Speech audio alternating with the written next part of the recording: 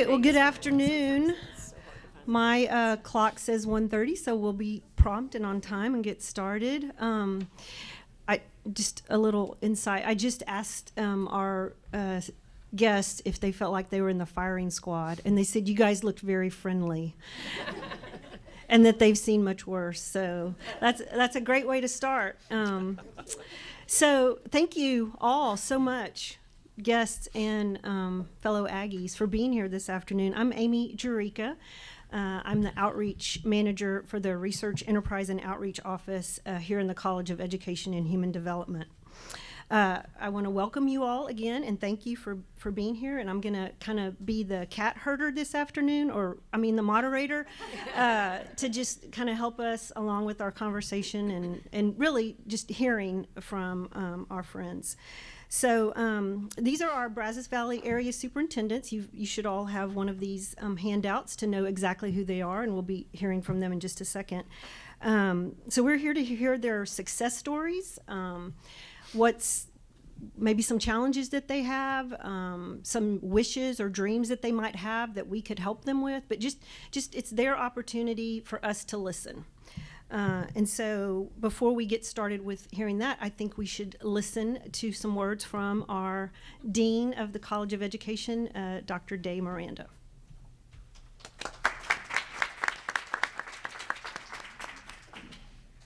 Thank you, Amy. Good afternoon. I'd like to first extend a warm welcome to our guests and thank each of them for the privilege of their presence today. Tracy, thank you. Thank you for being here, and thank you for all that you do to keep us friendly and working together. Ginger, thank you. Thank you for being here. We appreciate it, and the privilege of your presence is certainly welcome. James, thank you for being here, sir. Thank you so much. Tim, our neighbor, thank you for being here as well. Ginger and Tim are our closest neighbors, and we thank you for being here. And Adrian, thank you for the privilege of your presence. It's always been wonderful to work alongside you, so thank you for your presence. For each of you in the audience today, I'd like to thank you, each of you, for taking the time and the energy to be here. Your presence means everything. And as representatives of the faculty and the staff of the College of Education and Human Development, you represent the absolute finest of who we are. And today, this exemplifies the spirit and the serious nature in which you take your work, okay, to help in service, the selfless service, which is an Aggie core value, okay, to help our communities, to help our leaders lead their communities, to lead their teachers, okay, as partners for the betterment of the education of our children. So thank you for the privilege of being here today. Our panel, once again, thank you. We cherish your partnership, and we want to do all that we can to help you. You do some incredible work in our communities, and we thank you for that. And welcome to Texas A&M University. I hope you have a wonderful afternoon. Thank you, everybody.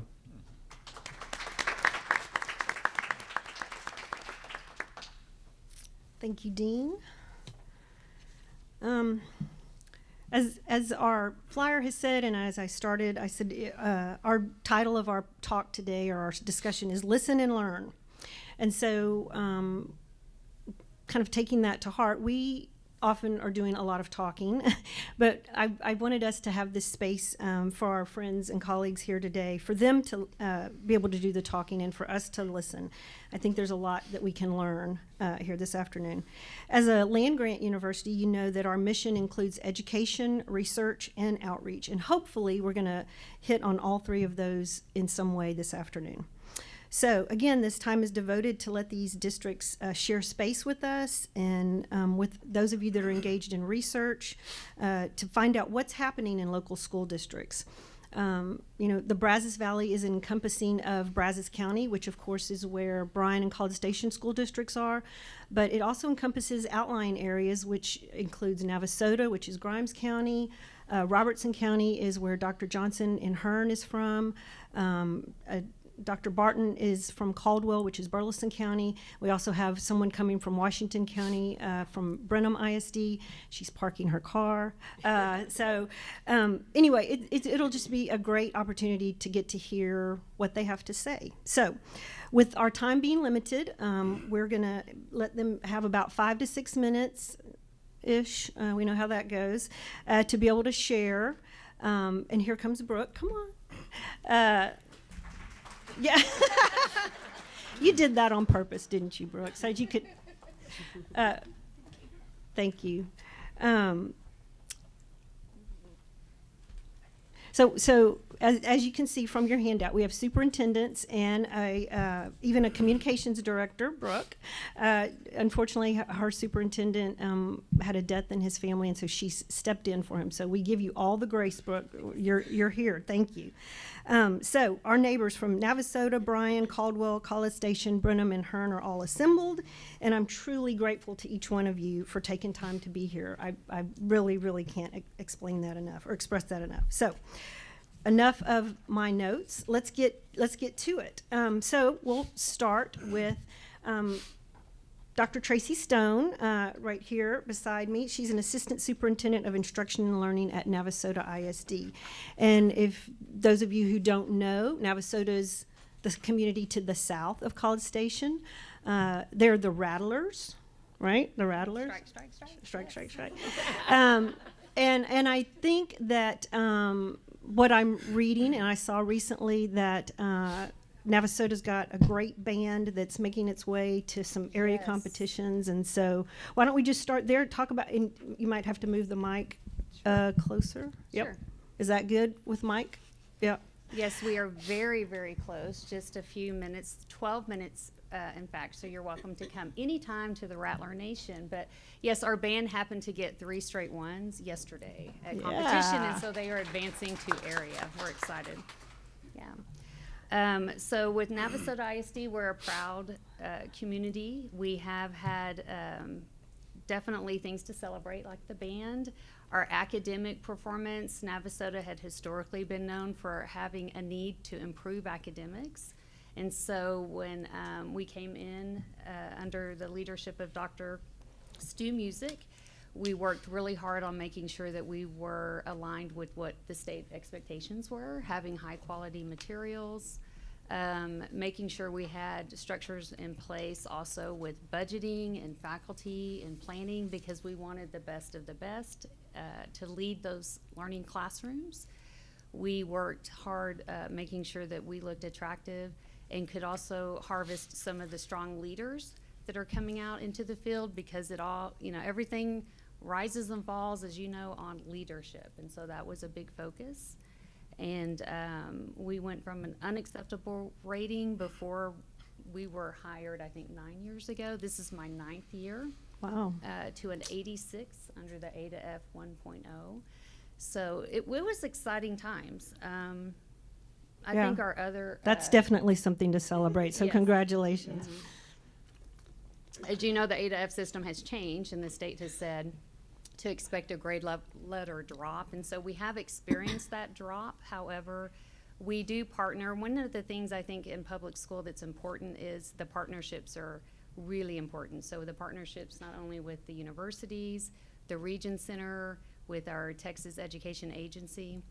So that's one of our goals right now, is just to continue to meet the new challenges that came out.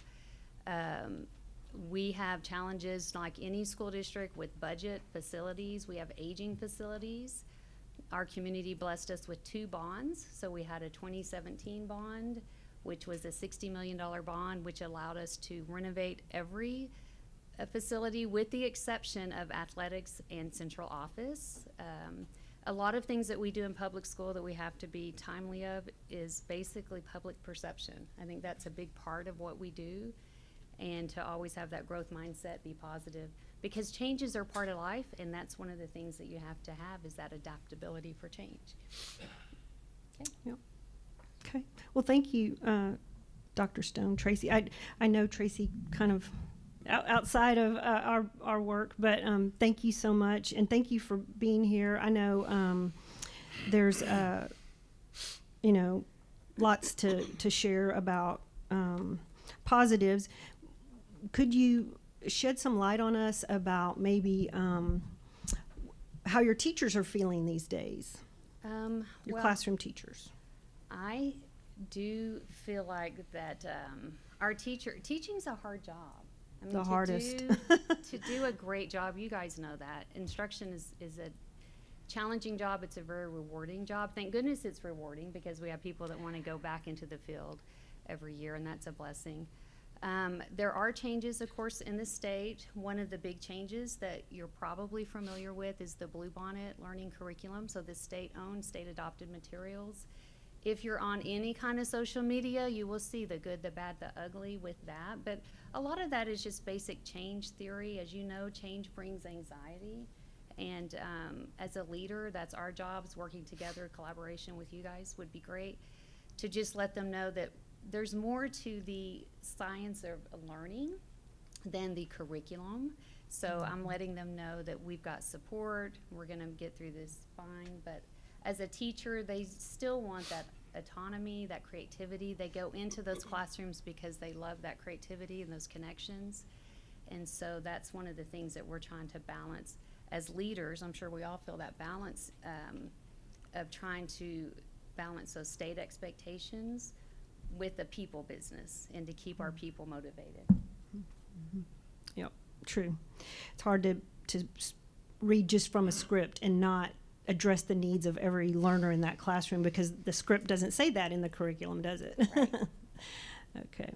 All right. Well, thank you again, Tracy, and we'll now move on to our next panelist, Ginger Carrabine from Bryan ISD. As the dean mentioned, Bryan is our one of our local neighbors, the school district to the north of campus, when Ginger came in this afternoon, I was like, I saw you on the news last night. I saw you when I was in bed last night. No. And so always a lot going on in Bryan. But Ginger, if you would be so kind as to share some of those positive things. I know what I saw you on the news for, which was a good thing, but I'll let you share. Thank you, Amy, and thank you to everyone for your attendance today.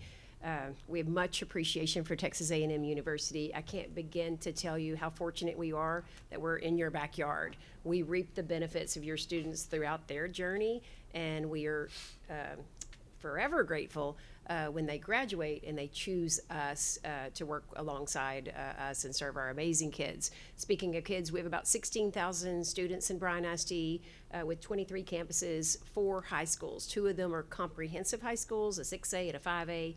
We have an early college high school with a tremendous partnership with Blinn College. Our kids graduate on average with 50 college credits, 100% college graduation rate. They are ranked in the U.S. News and World Report as one of the top performing high schools in our state and nation. So we're very proud, and of course, student achievement is our core business. But I would have to say that we're most proud right now, working alongside the work of my colleagues here, and much of what is happening in Navasota is probably ditto for all of us. We are closing the achievement gap and navigating the changes that are coming from our state. But the thing that we're hanging our hat on right now to do the good work so that we can remain steadfast serving children is family and community engagement. We made that a top priority a couple of years ago, and the benefits are tremendous. We have incredible momentum right now by inviting our families and our communities to partner with us and to be engaged and to participate and to show up and to be invited and to be included has been a game changer for us. That has created a circumstance where our staff feels supported and there's more trust and the communication is flowing. So I can't speak enough about the importance in this day and age right now to combat all the negativity and the political landscape, et cetera. The family and community engagement has to be a top priority. And the way that we have achieved that is we've had a very concerted effort, very targeted effort to have events to invite them in, sometimes into our schools, sometimes on a neutral site, sometimes after school, on the weekend, et cetera, such as we have a community pep rally now on the day of our convocation. That night, we open up our Merrill Green Stadium, and we have thousands of people show up, kids, families, parents, grandparents, staff, you name it, and we just shine a spotlight on all of our students, and we set the tone for a great year, and we end it with a bang with fireworks, and then we have dancing under the stars. We have, just lots of events that are very family and community oriented, because we know that we cannot do this alone. It's been well received because the parents are admitting that they can't do it alone either. I mean, we need this partnership and this engagement piece. To achieve the engagement piece, again, with the families, communication is essential. We know how important it is to control the narrative and tell our story so that we can get the facts out there and make sure that people understand all the good things happening. And I know you're watching the same news as me because public schools are somewhat under attack, but we have been very careful to not be a victim in that and not be distracted by that, because we're committed to serving our students. But with communication, again, we're trying to tell our story, so we've embraced social media. You can pretend it's not out there, or you can join them and become a part of it. So I'm proud to say that we monitor every single thing. We have a huge presence on Facebook and Instagram, et cetera. And we looked at the metrics for just the last 2 months. We have 1.6 million views on what we're posting for Bryan ISD, so we know we have a reach, and it's growing every day. Speaking of the reach, 146,000 reach, again, just a 2-month period, with 34,000 content interactions. So we know that gone are the days that people just read the newspaper or even watch the news. They're going to social media to find things right there in that moment. So again, we're just trying to tell our story as best we can, spotlighting all the amazing things happening. And speaking of the news, and what you saw last night is our school board of trustees called for a bond election. So we are in the midst of it, if you will, with early voting. November 4th is election day. We formed a steering committee. Again, that family community engagement came in clutch for us because we already had that momentum and that trust and that involvement and that partnership. They came in very eagerly and willingly to sit at the table to decide what this might look like. So it was very much committee driven. We facilitated it, of course, by providing conditions of our facilities, age of our system, mechanical, electrical, plumbing, et cetera. We hired a demographer to look at current and projected enrollment and talk to all the subject matter experts, but we turned it over to the citizens, our taxpayers. So they made it abundantly clear early on in the process they didn't want to raise the tax rate. We're all trying to combat inflation, and we respected that.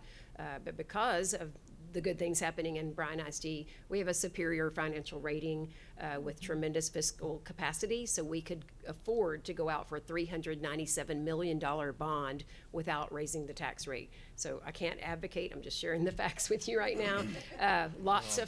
Lots of facts for the video. You can visit our website and learn everything that you could ever want to know about the 3 propositions. But this is a part of who we are in public schools. I won't get into this too much, but you mentioned sharing successes and even challenges. I would say the biggest challenge right now for us in Bryan ISD, probably all public schools, is just navigating that political landscape. It's more peculiar than ever. We've always been nonpartisan. Well, now the political arena is spilling into the public schools, not just in our community, but across our state and nation. And there's inadequate funding sources, underfunded or unfunded mandates, et cetera, that compete with the money that we need to spend to pay our teachers and to run our buildings and to buy our instructional resources, et cetera. Hence the reason we, like many others, have called for a bond election to garner the money needed to invest in our facilities and to take care of aging facilities. We have schools that were built 75 years ago, 60 years ago, 50 years ago. So just like a home, we are compelled to maintain it and to make sure we have healthy, safe learning environments. But lots of great things happening in Bryan ISD. We're proud. We too advanced to area, band, Viking at the Bryan High School are out doing amazing things as well. But Awesome. Pleased to be here to share a few things. Thank you so much, Ginger. I loved hearing that idea that you guys have invested so much in family and community engagement. I mean, that's a game changer for sure. So that's awesome. I also just want to benchmark something that you said, and I want everybody to hear this, because you said the number one goal for Bryan ISD is student achievement. I would bet everything that every one of these 6 people will say that, right? And so that's what we need to keep in mind when we're here at the university space, what their goal is. We know what our goals are and what we want them to be, but that is always their goal. And so thank you for bringing that up right away. And thank you for all your comments and for being here. Thank you. Next up to bat, and I say that because I think he likes baseball, is Dr. James Barton from Caldwell ISD, the home of the Hornets, which is my hometown. And so, Dr. Barton, I saw on your social media that today in Caldwell is Unity Day, and that everyone in Caldwell is wearing orange, burnt orange. I didn't think that would be okay. I know. That's why I was going to offer you the grace, because you were going to be in burnt orange, but like, well played, because you knew where you were coming. But no, I called Dr. Barton my friend because on his way to the administration building every day, he goes right past my house, and so we wave at each other, and so I teased that I was a Hornet before I was an Aggie. So if you ever see me in burnt orange, it's because of Caldwell Hornets, right? So anyway, Dr. Barton, welcome, and tell us what's going on with Caldwell Hornets today, besides everyone being in burnt orange. Well, I appreciate the invitation to be here, and thank you for the chance to talk with all of you. I hope you don't see me on the news. That's my personal goal. But professionally, I love the story and the way Ginger shapes the story of Bryan ISD. And, you know, if you've ever driven through Caldwell, most people drive right through it on the way to A&M. And I've been surprised. I've been there 4 years, and how many people drive through Caldwell and have a connection to something, but that's not their hometown. But I'll tell you, that becomes the story of the school district, too. And whereas you describe outreach and very, very dynamic, I would tell you my goal right now is to create a sense of stability for my community, for my students, and for my staff. Our world, like these ladies have both described, is chaotic. And whether you're starting with the legislature, or you're going to funding, or moving goalposts on learning, that's the exact opposite of what we're working on. We have 13 years with a kid. And when the goalpost moves several times, or the ultimate outcome and what we're trying to achieve for a student changes dramatically over the years, it's hard to communicate that to a family. It's hard to give students a sense of success when you keep moving what the expectation is. And so a lot of our big lift the last couple of years is to take that change cycle you described and try to make it make sense to students, to talk to parents who grew up in these schools. They had the same teachers. They believe they know what to expect, and that mismatch of their experience and their child's experience becomes frustrating to them. We were really working in Caldwell with about 1,900 kids and about 300 staff at making the education system not just a success for students, but a stability that they can build upon. For us, that's programs.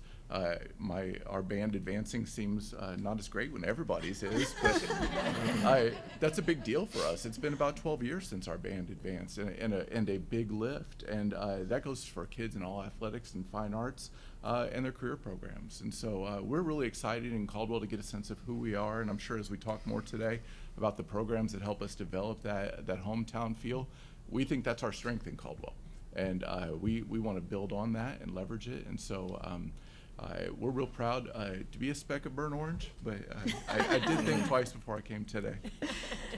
Yeah, Dr. Barton was telling me that this is his daughter recently graduated from a class of 25. Mm-hmm. So whoop. But first time he's actually been in the MSC. He was saying, you know, She doesn't give you a tour when you go to drop off the dorm room. Well, so Dr. Barton, would you be willing to share what you think some of the most, or I'll just say, what is the most pressing challenge with what's happening in Caldwell?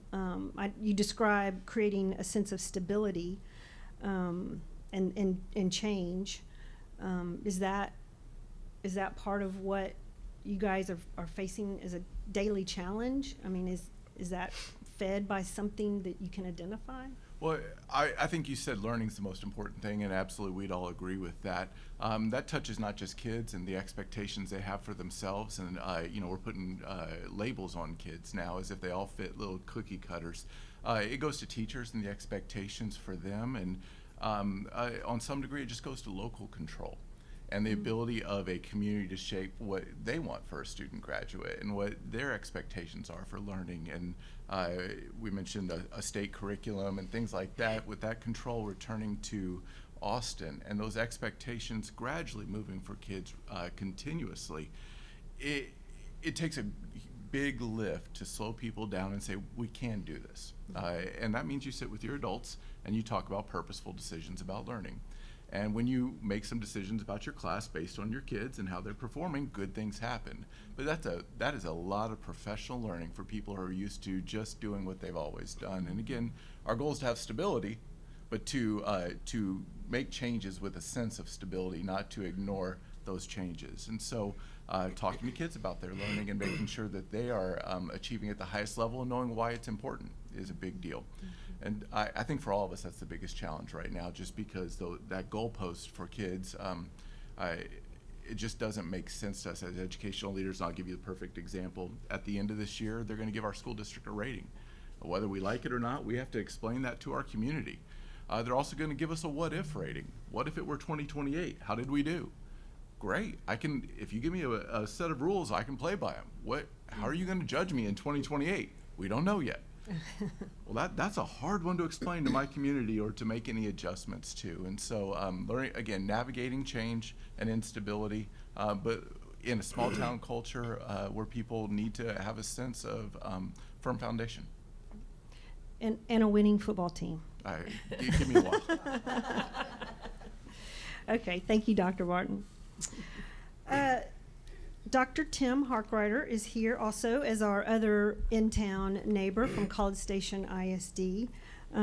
College Station ISD, I know, is got a lot going on. I was at A&M Consolidated the other day and was in a big construction zone. And I know you guys have a new CTE facility planned for the future. And Yes, ma'am. I don't know, is your band also advancing to? They did both. Some of advance. them? They Some of them? actually both did, yes. So they, I believe, on November 1st, they'll be in the Yeah. area. In Yeah. San Antonio? Is it still in San Antonio? If they qualify out of Channelview, they'll go to state. They Yeah. both went to state the last 2 years, and one of them have already ordered state-bound T-shirts. So I'm hoping they make it. Power I'm of not quite positive that thinking. confident to spend that Yep. money. However, I did see the order for them. Yeah, yeah. Power of positive thinking. There you go.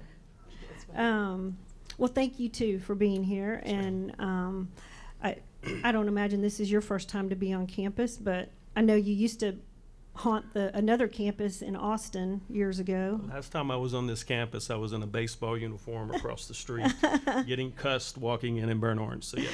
Dr. Harkrider played for UT in his college days, so I think it's a big lift, to use Dr. Barton's phrase about a lift, for you to be here to come to the MSC, right? No, It's all good. It's not at all. Thank you Yeah, for being here. absolutely. And so share with us some things that are happening in College Station Okay. that you think this group of fellow Aggies would like to know about. Sure. I'm going to take a detour first because I get asked quite a bit, what do you do as a superintendent? And my morning, I just need y'all to, you're going to be my therapy group for just a second. It's you just can't make it up. Nobody outside of education believes me. So I had a late day on my agenda. I get in, I meet with 2 parents on our dual language program. Meeting went great, lasted about 30 minutes. Look down, I've got 8 missed text messages, 5 phone calls. One of the phone calls was from the city of College Station. They never called me unless something's wrong. So we've got a water leak at a campus. Said, hey, we're going to get it fixed tonight. You'll be ready to go tomorrow. No problem. 15 minutes later, called back, said, hey, change of plans. We need you to close school tomorrow. Cool, no problem at all. So we'll take care of that. Skim through my email. I get an email from an attorney threatening me in the school district, an email from a parent threatening me in the school district. I walk down the hall to our education foundation, who is awarding grants for our teachers, and they've settled on the largest grants they've ever given, $345,000. Walking back to my office, hey, that's awesome. It's going to be a great day. Get a phone call, hey boss, we got a problem at an auditorium, which is our district pool. All of the water is draining out of the pool, and we have no idea why. Gosh. Awesome, thanks. So there you go. So I am ready to rock and roll. That and was talk about before some good noon, things. huh? That was before. It's just another day at the office. I went home, had a sandwich. My wife said, "How's the day going?" I was like, "You won't even believe me, Yeah, so we're good. We don't need to talk about it." So we have 14,000 students, 2,200 employees on 19 campuses, and this is my third year in the district. It is, for those of you, and I tell my staff this a lot, for those outside of College Station ISD, you don't understand how special the place is and what we have that other places don't have. I've worked in places before I had to beg for support, beg for community involvement. And so there was a learning curve for me here the first couple of years because our community wants to be involved. I'm used to communities wanting to be involved when they're upset, not when everything's going fine and they just want to help. So we as a school district have pivoted. We've come up with multiple committees this year that we're bringing in our parents and community members to be a part of the process of our long-term planning. You know, our job, in my opinion, is to deliver customer service. We don't have all the answers. We shouldn't act like we have all the answers. We serve at our community's discretion. And so we've had a lot of great reviews the last few months of these committees and the feedback we're getting. We're excited about the steps that we're taking. We've also explored multiple new partnerships with Texas A&M University. As I told our group, we got here, really our only partnerships with A&M was student teaching. And then we had started some with our hospitality program. And other than that, we didn't have any programs. The dean and I met. We've got multiple partnerships right now. I told my board, I said, even as a Longhorn, I'm smart enough to understand that big university up on that hill can take care of us. And so we're exploring, doing some great things, and very appreciative of A&M and their support of our students. Student learning, 79% of our campuses improved in the 25-star ratings over 23. Our campus distinctions, which are honors that our campuses receive on their production, we had 21 distinctions in 23, 37 in 24, and this last year that number increased to 49 campus distinctions. Teacher retention rate went from 81 in my first year to 82. This last year was over 90%, which is something we're extremely proud of, and I give all the accolades for that retention rate to our campus principals. That's who they work for. Our teachers work for our principals. Technically, they're under my umbrella, but I'm not what keeps them here or runs them away. It's our campus administrators, and we've got a great group. Our budget, I inherited a $5 million deficit budget. We cut that in half to $2.1 million this year. That was on top of our board awarding a 5% increase for all employees that were not included in the state mandated raise, which all of our employees were extremely pleased with that. It was also one of the first times in the school district it was an equitable raise across the board. We had different departments receiving different numbers. That just goes against everything I believe. I think we all work hard. Custodians, child nutrition, and our administrators do as well. And so I was very pleased with the board. Our National Merit Scholars just announced we had 8 semifinalists, 33 commended national finalists. 60% of our high school kids are involved in CTE programs. Over 11,000 of our students are involved in fine arts programs. We have fine arts programs on steroids all the way across and have for years. We attract kids at a very early age in art, orchestra, band, choir, and our directors do a wonderful job. Over 50% of our middle school and high school kids participate in athletics, and our swimmers obviously are not going to have a pool to swim in, so I don't know where we're going to go. My pool is not big enough, but we'll get it figured out. Our AP scores is something at both high schools we're thrilled with. Over 85% of our kids pass their AP exams, and that's a number that has risen slightly over the last few years. And our education foundation, I just said, gave over $345,000 in grants. This is the 4th year in a row they've raised over $1 million. And it's impressive. Most of that $1 million is coming from Bryan College Station money, and the amount of success that our kids have and what our community expects from us is great. I love pressure. I think we have to have pressure to continue to exceed, and appreciate the support of our community. As far as some challenges, funding is a huge one. My CFO was at a TASBO conference. She texted me yesterday. In my career in education, we've always ranked in the 40s out of 50 states in per pupil funding. We're around 46 to 47 right now, but the new number hot off the presses, since we are a voucher system now starting in 27, we are ranked #1 of all the states that have a voucher system in per pupil funding. So I think that lets you know kind of what our legislators feel about public education. Some other challenges, we're not growing as a school district. Our enrollment decreased by about 300 students this year, so that's problematic with our funding. We had a board meeting last night. We're going to explore accepting out-of-district transfers starting in the 26-27 school year. Parents would apply to attend College Station ISD. They have to hit certain criteria, and there may be a lottery draw on how many students we're going to take.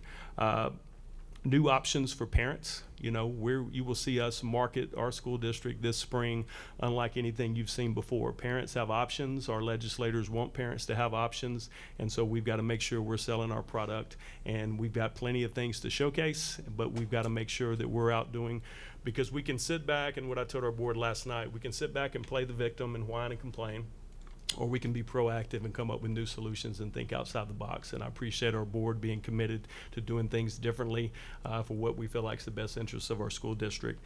And really that's it as far as the challenges. There's so many more positives that I think we deal with so many negatives. Sometimes we allow that to weigh us down. Right. And one of our focuses this year was to make sure we're celebrating our wins with our kids and our staff. And that's going to be our focus, not on the negative things we can't control. Awesome, awesome. Yep. Lots of good stuff. Yes, and I did have a note here that the band was advancing to stay. So yes, thank you for adding that. I'll get you one of those early T-shirts. And why the decrease in student population, do you know? Really, the housing market here, single-family homes, median price point is $350,000 to $375,000. So younger families really don't have a market necessarily to come in. A lot of what used to be our single-family homes now have become renters properties for students, and that's really been a killer. And then a lot of the newer growth in our area are extremely high price point homes, anywhere from $500,000 to $1 million. And so those smaller, lower price point communities really aren't there. And parents have options, you know, and I think it's our job and Austin's job to tell the story. As my communications director, Austin Dunson, I made my notes on the celebrations. He'll tell me how many things I missed, so I apologize if I missed anything, but he will take care of it. Awesome, awesome. Thank you so much, Dr. Harkrider. That was great. Okay, Brooke Trahan from Brenham ISD is here. Like I said, her superintendent, Dr. Clay Gillentine, couldn't be here, had a death in the family, and so I appreciate you so much, Brooke, for stepping in and being here today. I got to know Brooke pretty well. She's the chief of communications in Brenham, because I got to participate with her district last year in their Ambassador Academy, so I hope you'll take a minute to explain what that is. But for those of you who don't know where Brenham is, do you know what Bluebell ice cream is? Then you know what Brenham is. In Washington County, which of course is, you know, kind of the cradle of Texas history. And so thank you, Brooke, for being here, and give us the scoop on Brenham ISD. Awesome. Well, thank y'all for having me. Da-da-ching. Well, first of all, I would be remiss if I didn't start we are celebrating our 150th anniversary as the first public school district in the state of Texas. So can we have a moment for that? 150 years. So we've been having a lot of awesome celebrations. We utilize Blinn for our big, and actually tonight is our homecoming parade. So if you want to make a trip to Brenham, we have over like 115 floats at 6 o'clock that will be going through our downtown. And we'll have that on Friday. So, again, my name is Brooke Trahan. I'm Chief Communications and Community Engagement Officer at Brenham ISD, and I'm a proud alumni of Brenham ISD. We have about 5,000 kids and 800 employees. Like Amy mentioned, we are halfway between Houston and Austin, just off of 290. And then I do want to talk a little bit about my world and all, because we've talking about community engagement and communication. So I've been with Brenham ISD since 2020, which is right about the time, right? We started to see a huge change in public education. So a lot of the communities got shut out from being in our schools, and we kind of went offline from that community engagement piece. So that's kind of part of my role. We have the Ambassador Academy, which last year was our inaugural academy. So it was basically inviting community members and leadership in to take a class, and they meet with us once a month, and they really get a behind the scenes. We just had our second class for this current group on Tuesday after a late Monday night board meeting. And they got to see the behind-the-scenes superintendent. They got to visit with all the cabinet, and then our entire school board came in and told them about that. This year, we also kicked off our big event, which was modeled after Texas A&M's big event.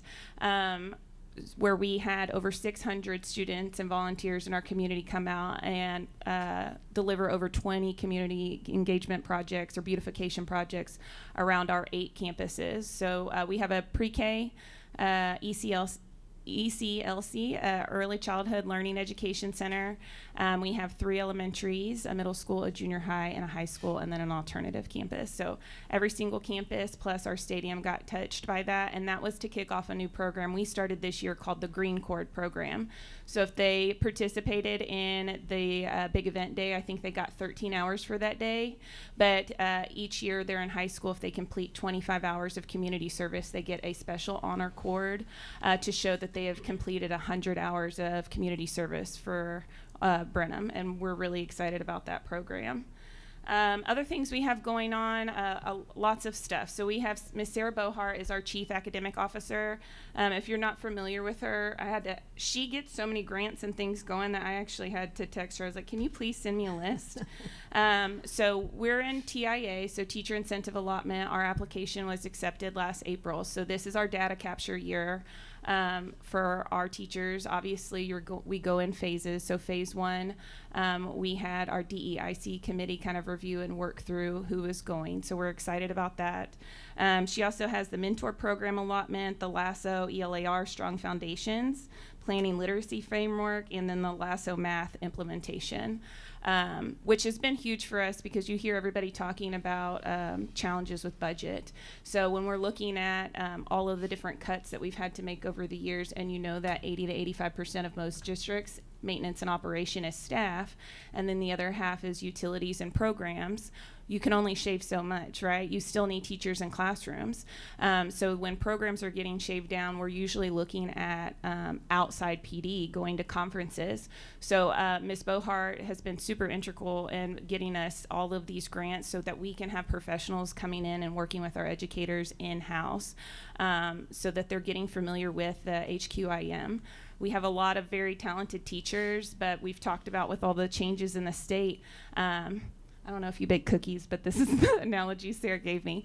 We might have the same recipe to bake cookies, but no offense. My cookies might be better, right? So it could just be how I make the cookies. So we have a lot of teachers who've been delivering certain content a certain way, but now we need to get their confidence in these HQIM materials and to make sure that we're meeting those student needs. So that's been a big focus.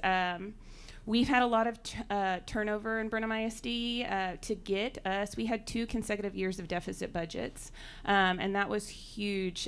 We had over a $16 million fund balance, and our fund balance has taken a huge hit trying to fill positions and keep up with the needs of the district. So in order to have a balanced budget last year and this year, we've shaved over 50 positions. 35 of those were classroom positions, and then about a half a dozen of those were administrator positions. So we're definitely feeling the teacher to student ratio. I have 2 children in the district, so you can tell the difference. Our teachers are doing everything they bleed green. They love our kids. So one of the other things that Amy mentioned was the Ambassador Academy. So last year, that was our inaugural year. Those groups, again, came around and saw, but we have challenged a group just like this year, is as they learn about the district, what are needs that they're seeing and what can they tackle and lead the way. So last year, our first group went through and they saw so many needs that they decided, can we kind of restart strategic planning committee group? So a lot of those individuals who went through the year with us actually spearheaded strategic planning committee, which we expanded, and we had over 50 individuals throughout the summer come together. And Superintendent Gillentine, I see Destiny Andrews, a PhD student of y'all's who also served on our committee here, is what can you agree on? So if you've ever been in Brenham, it's like we're big enough to have big town problems, but we're small enough to have small town problems, so everybody has something to say. We were coming off 2 failed bond elections. We haven't passed a bond in Brenham ISD since 2012. We are also ranked 870 in the lowest tax rate, which normally you'd be like, yay, but if you all know school finance, you need a certain amount of healthy debt to be able to keep up with your capital improvements and your facilities. So our strategic planning has done a ton of work all the way through the spring and the summer, and they ended up making a recommendation in August to our board, who ended up calling for a $39 million capital improvement bond, and this is really our INS tax rate is 0.08, and so we've paid down almost $2 million towards the principal the last 2 fiscal years. So the $39 million is basically the max that we can extend that without changing the tax rate for our community. And then on the other side, we have a VADER. So if you're unfamiliar with the VADER, that's a voter-approved tax rate election. Those can only happen in the fall, and that is on the INS side. So most school districts, does everybody here use your 5 enrichment pennies? That your school board? I don't know a school district in the state of Texas that doesn't. So Brenham ISD, we utilize our 5 enrichment pennies. They're called golden pennies. There's copper pennies. I'm not going to get into that today. But basically we have 3 additional, golden pennies that would generate about $2.45 million annual revenue. And part of the reason our strategic committee came is when they were looking at our competitiveness to all of our neighbors, both for teachers and the rest of our staff. I mentioned that we have 800 employees, 354 of those are educators. So the rest of those are librarians, or custodians, or bus drivers, or administrators, and everybody else. And with the pass-through that we got from the state, all we were able to do is do a $1,000 stipend for our 0-1 teachers. And then we did, the other thing, and I don't know if the trends that y'all are seeing, but we have seen that part of our issue is not just getting new teachers, but retaining the top high-end talent, right? So for us, our scale maxed out at 25 years. If you're familiar in public education, everybody goes by the rule of high 5. Your 5 most highest paid years is how TRS calculates your retirement. So we have teachers who are leaving because they're topping out at 25 years, and they can go down the street for Waller in 20 minutes and make a significant increase. And this is a problem for us. So our strategic planning committee really wanted to look at how can we add FTEs back into the system to stop the teacher to student ratio, as well as increasing the pay scale. So with the pass-through, we were able to extend our ladder to 30 years. We hope to extend that later on as well. I'm trying to think of what else we have going on. Lots of fine arts. Our ROTC is the most decorated MCJ ROTC in the world and in the nation. So they have done that. I'm also in charge of our education foundation. This year we broke a record of awarding $180,000 in grant, which puts our giving over $1 million to date, which was a special distinction for our 150th anniversary. Our Cubs are doing great. I don't want to jinx Coach Young's. Will come for me. I'm trying to think of what else. Is there anything I've missed? That was amazing. I mean, I couldn't even write everything you were saying.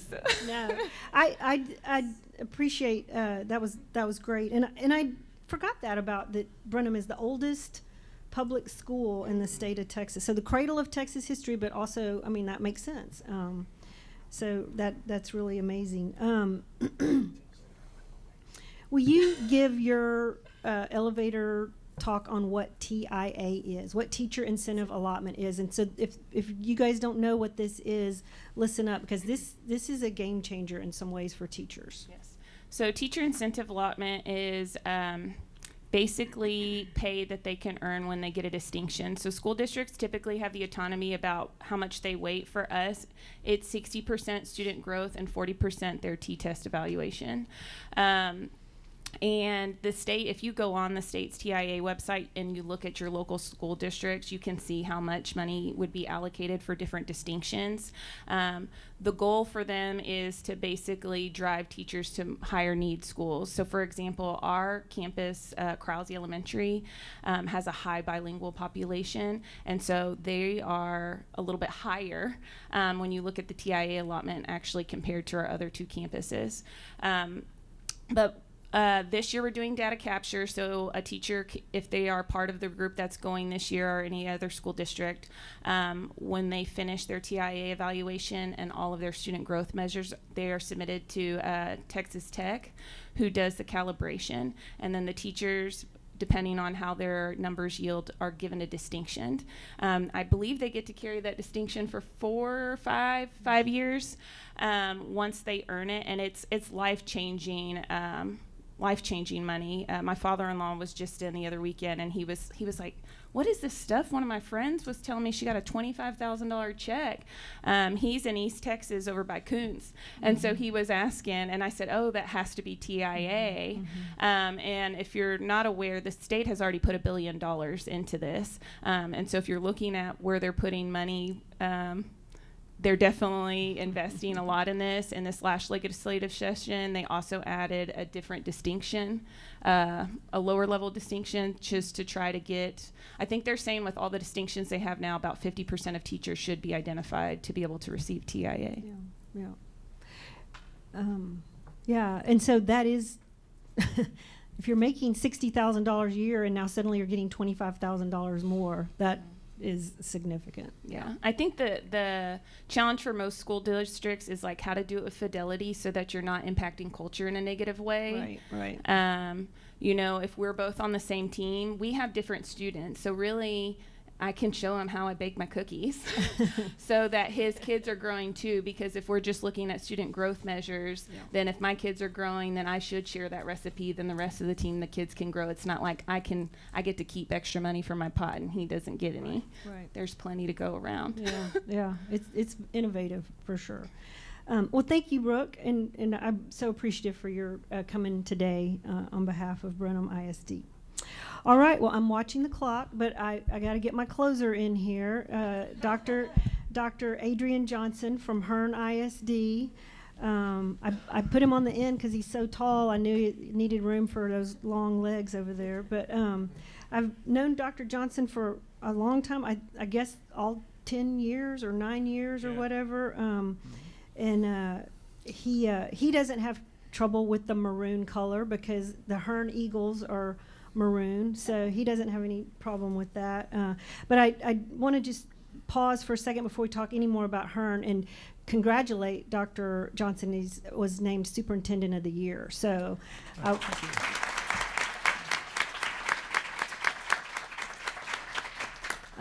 so thank you, Dr. Johnson, for being here, and tell us what's happening. Hearne is north of Bryan, so in Robertson County. So if you go north, you'll go through Hearne, like Navasota south, Caldwell's west, Hearne is north. So tell us, Dr. J, what's going on? Howdy.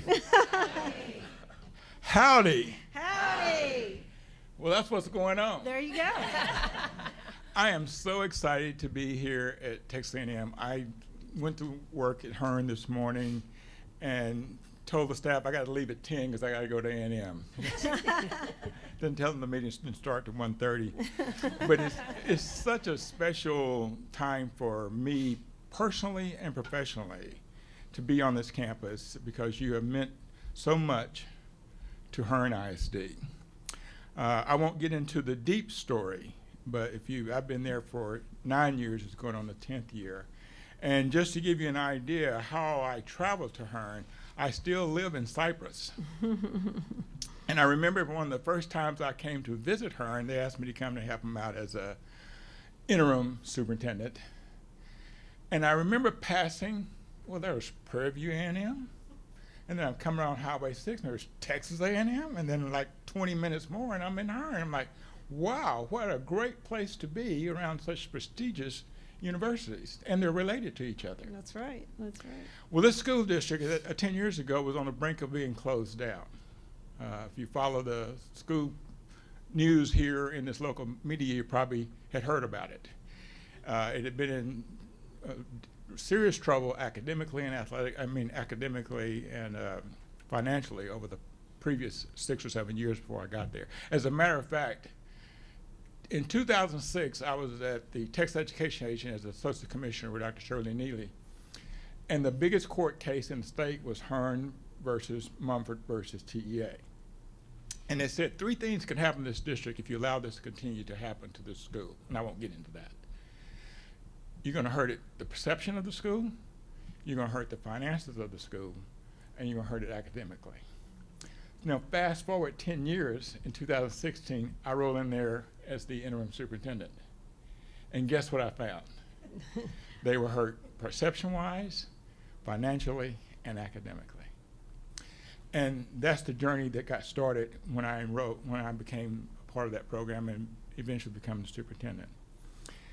Now, what happened was, for the state to not close us, we had the opportunity to create what we called the Hearne Education Foundation, which is different than some of the foundations you're talking about, because this one was built similar in style, but built off of education and academics and accountability. And that's where I met Amy, and Amy, I thought, I pass these universities every day, and maybe I can get some support and partnerships there. And she introduced me to some people there. Dr. Fogarty was one of the original members of our Hearne Education Foundation. Dr. Montague, Dr. Jimenez, Dr. Valerie Jackson-Hill, Dr. Malela, Dr. Joseph Williams, who's a current member of the Hearne Education Foundation, Dr. Tyrone Tanner from Prairie View A&M, and Amy was the orchestra of that whole grouping together. And this partnership, we became a in-district charter, and when we found out that we could still keep our Eagle logo and our maroon and white, everybody was all right and still compete. And our band is getting better every year. So we did that, and through that partnership, we got partnered with other school districts around the state, and it really was our lifeline. And from that time to this time, now some of the things you're hearing them talking about, that's why it's an honor to be at this table. It means a lot to the community and the kids of Hearne. We've had students now that go through programs that we partner with you all with, and they actually are attending this university and graduating from this university. Our valedictorian is graduating, one of our valedictorians is graduating this university in the field of education. So this partnership, I'm here to tell you, is for real, and I really appreciate it. The things that we're really proud about, and I'll start with the TIA, and this is not bragging, but we've been baking cookies for a long time. We've been baking cookies for about 5 years now. We had staff this current year get a check as big as this table, $30,000. Wow. Now you start changing generations when you drop that type of funding to teachers. So where we couldn't find teachers except if they had a heartbeat and a degree, if they had those 2 things, we'd talk to you at least. Sign language, whatever it takes. We're interested in you. Now, not only we have TIA teachers applying to our district because they know that we have the potential for growth. When your economic challenges are as high as you find in an area like Hearne, there's plenty of room for growth. So we were struggling. We're trying to make the accountability ratings. We finally made it. We got up to as high as a B before they changed the system around on us. We broke the cycle of our elementary that had gone nearly a decade and not passed the accountability system. They made a B, and we're determined now that all of our campuses are going to continue to make progress. But we actually are moving away from progress to performance. Wow.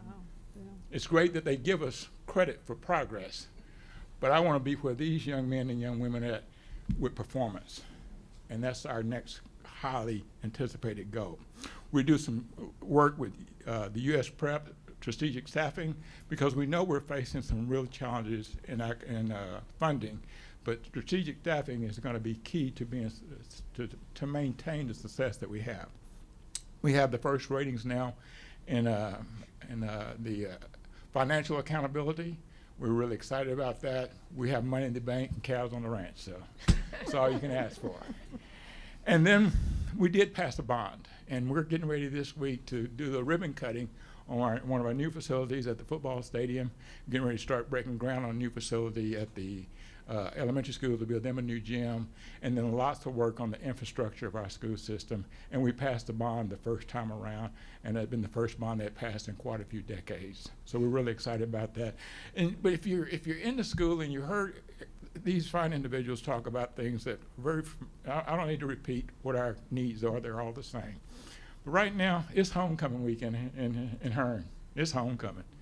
Yeah, so it's an exciting time. We get to cut the ribbon on that program, and we have a college and career fair going, and that's really important, and you all are involved in that as well. And so we appreciate your support to give our kids a vision of what they can become. And then the other things is fall festivals and things of that nature. But the thing I'll end with that came truly from this relationship is that in a few weeks, I will be taking my 3rd trip to Yale University, attending the Yale National Initiative that came about through the partnerships working with Texas A&M. I'm getting ready to see my 3rd student travel to Yale and speak at the Yale National Initiative. And from all these students, it's their first time, and parents, ever being on a plane. You can't put a price or time on that type of relationship. And it's because of what meeting you, Amy, and the people I've talked to in this room, and the people that I share the stage with, is making that possible for a little community like Hearne. Now, has a better perception, has a better financial stability, and are getting it done academically. We're going to score. So I'm really excited about that. I'd be glad to answer any of your questions you might have, but I appreciate the opportunity, and I look forward to maintaining and winning a national championship this year in football.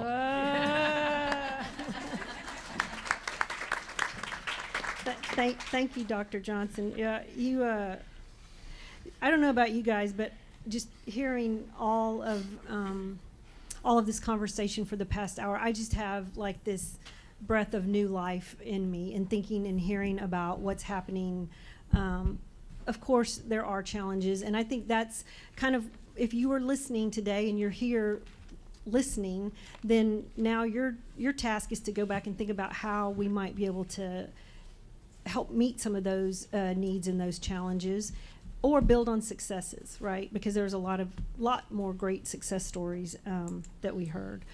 So we've got some refreshments in the back. We have about 30 minutes to be in this room, so we can be here and have conversation. But before I kind of dismiss us to do that, does anybody have something they want to ask as a whole? I mean, I think you guys are here for a few more minutes. We have your parking validated, so you don't have to worry about that.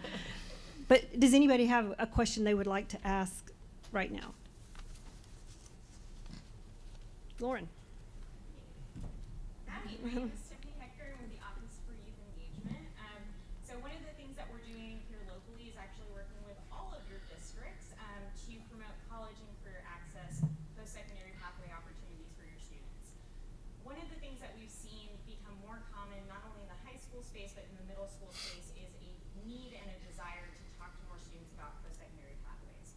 As great as A&M is, we know that this might not be the pathway for all of our students, and so I'm just really interested to hear, one, what are the things that are most common for your students to want to go into for a pathway? And then maybe the second question being, how can we make education in whatever format more accessible for your students? I can start. Whoever, jump So- in.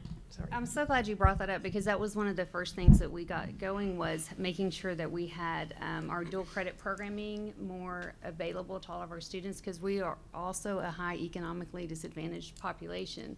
And so, and it built in stages. And so we have a college program that's a school within a school, collegiate high school program that's in partnership with Blinn, UT Austin, sorry about that, and I'm an Aggie. But we also partner with McMurray. And what we ended up doing our first year is trying to educate first our policymakers, our decision makers, our board members. So I just asked the high school counselor, tell me how much tuition, books, and fees for all of our dual credit students would be, because I just wanted to know.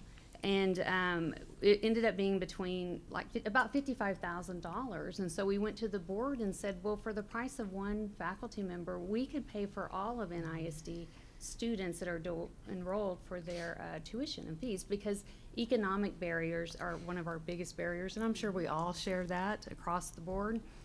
And that really set a tone. I believe that was 7 years ago. And so now we've every year increased that to where if you're a student at Navasota High School, we pay for your dual enrollment classes. It doesn't matter which program you use, we're going to cover that out-of-pocket cost.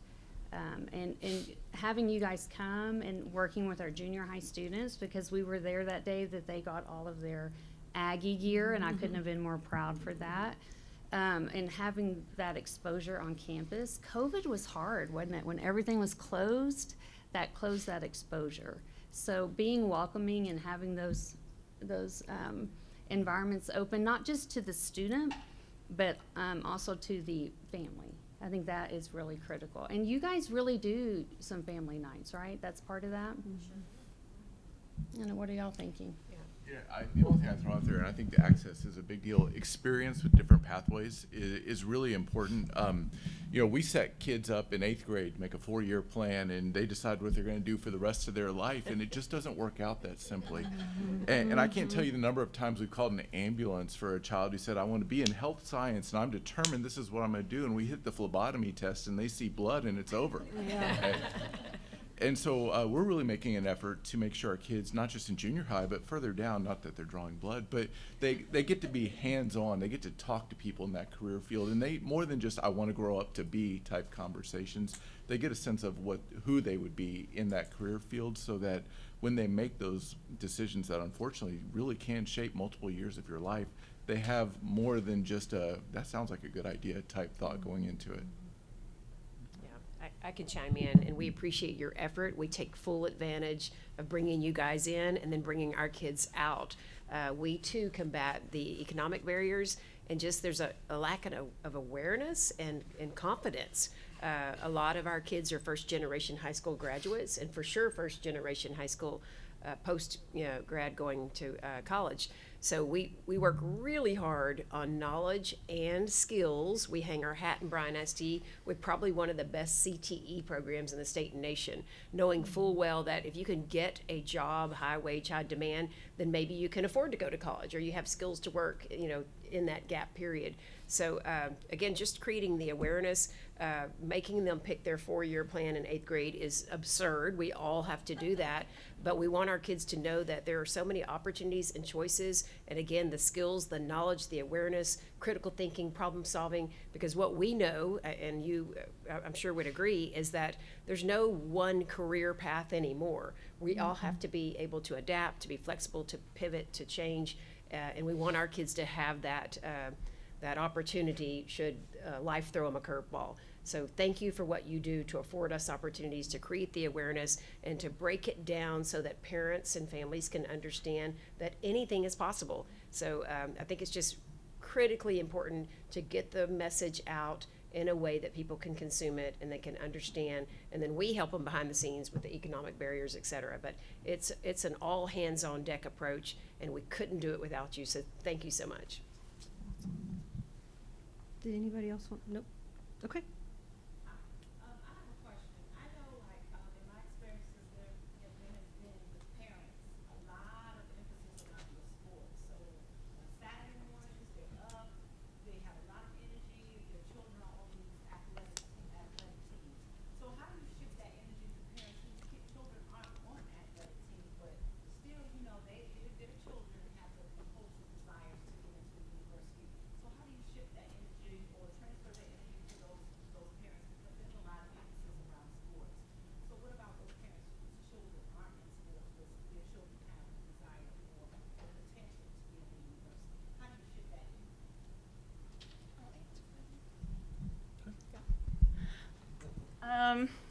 I think that's a multi-layered question, right?